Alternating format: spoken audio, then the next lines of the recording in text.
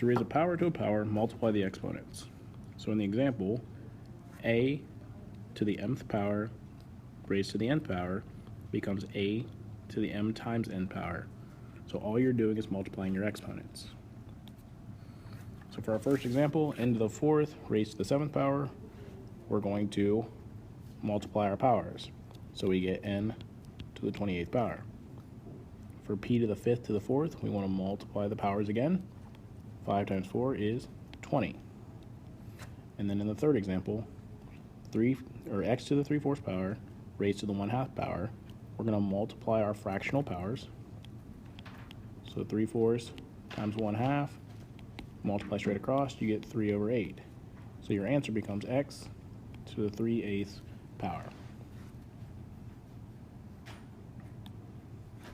Here we've added a step. Now we're going to continue the process. So x squared times x to the fifth raised to the negative third power. We're going to multiply our powers here.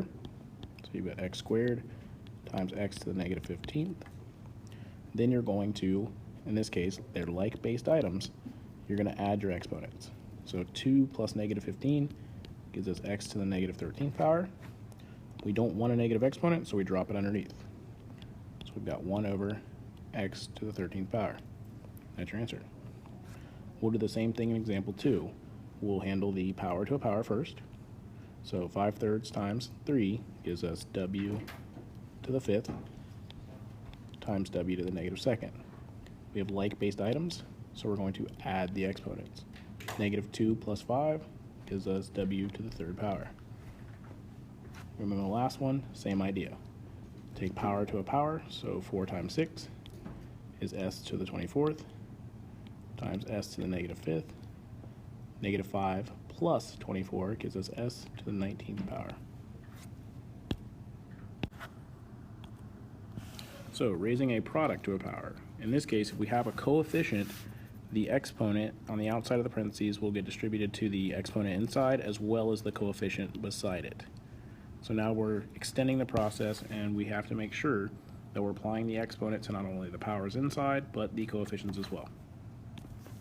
So for 3x to the fifth raised to the third power, the 3 gets distributed to the 5 and the 3 out in front. So we get 3 cubed times x to the 5 times 3 power, which is 15. 3 cubed is 27, x to the 15th. Final answer. For 2, you have 2z to the negative 4th. The z has an exponent of 1, so the negative 4 gets distributed to that as well as the 2. So we end up with 2 to the negative 4th and z to the negative 4th. We don't want negative exponents, so we're going to put these underneath. So 2 to the 4th and z to the 4th. Well, 2 to the 4th is just 16, so we've got 1 over 16 z to the 4th power.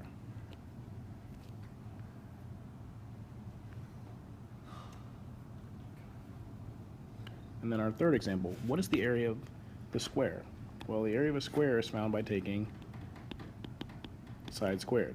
So that means we're going to take 5x to the third and square it. So that means the 2 outside is getting distributed to the 3 and the 5. So we've got 5 squared times x to the 6th. So that becomes 25 x to the 6th power. That is the area of your square. So this time we've got 2 products to take care of. Alright, so we distribute the 3 to the 2 and the 3 to the 3 and the 4 to the 2. So this is 3 to the 3rd, c to the 6th power, and then c to the 8th power. So the c's are like-based items, so we're going to add their exponents. So we've got c to the 14th, and then 3 to the 3rd power is 27. So our answer becomes 27c to the 14th. We do the same thing for 2 here. We distribute the negative 2, we distribute the 4 to the y and the x and the 3. So this becomes x to the negative 4th. We have 3 to the 4th, x to the 4th, and y to the 20th. Well, we have like-based items in the x's, so negative 4 and positive 4 when you add them together is 0. 3 to the 4th power is 81, so you've got 81, x to the 0, y to the 20th. Well, x to the 0 power is just 1, so we can rewrite our answer as 81 y to the 20th. And then question 3, we're continuing the same process. The 3 gets distributed inside, raising the powers to a power. So 2 to the 3rd, a to the 3rd, b to the 3rd. So you've got 5 squared, a to the negative 6th. So we've got like-based items in the a's, so we add their exponents. We're going to multiply the coefficients. So 2 to the 3rd is 8, 5 squared is 25. We've got 3 plus negative 6, so that's negative 3, and then b to the 3rd just remains. So this becomes 200, a to the negative 3rd, b to the 3rd. Well, we don't want a negative exponent, so we have to rewrite this as 200 b to the 3rd over a to the 3rd. Go ahead and try the next 3 on your own, and I will post the answers in a minute, so pause the video.